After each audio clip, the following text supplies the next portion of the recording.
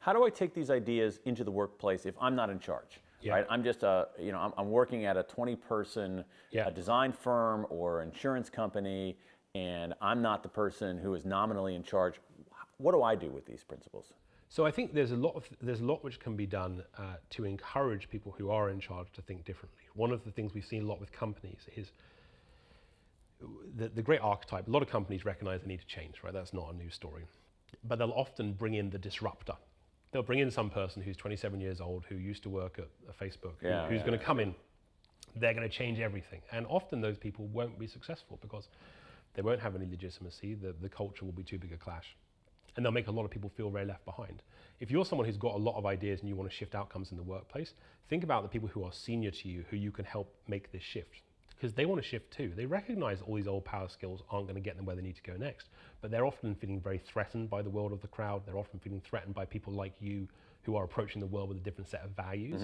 So I guess I would adopt a senior leader, would be my advice here. Find a senior leader, adopt them, help them make a shift. And by making them a shift, the likelihood is they'll take them with you. And the other thing I would say is be prepared to experiment. I was with a company who we know quite well recently, and a really interesting story which kind of points to one of the challenges in the modern workplace. So there's a young woman there who's one of their kind of superstars, and she's in this one function. It's not a technical function. And she's in one function, and she's dealing with this app which is no good. It's an internal app. It's not really working properly. She doesn't like it. So she teaches herself to code in her lunch breaks and in the evenings, and creates a new app which is better than the one people have existed, and puts it into the market. So suddenly you've got this person who is, in a very new power way, not prepared to sit in her lane, right? Not prepared to just sit and be patient and wait until her time comes. Not prepared to express the kind of the walls of the old power world. But she's created something of amazing value to the institution, right? But that value comes at a cost that is threatening some people who have done those jobs for a long time. Right. The real question in moments like that is, how do you as a company think about that employee, right? Are you going to reject it?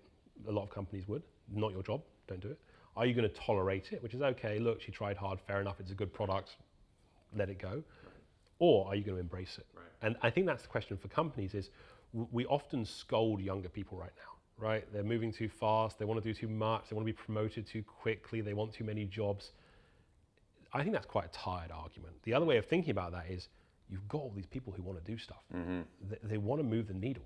Your job as a leader is to make it easier for them, not to tell them to sit in line. Right. And so I think in the workplace, if you're the boss, making space for people who want to upload is a really important idea.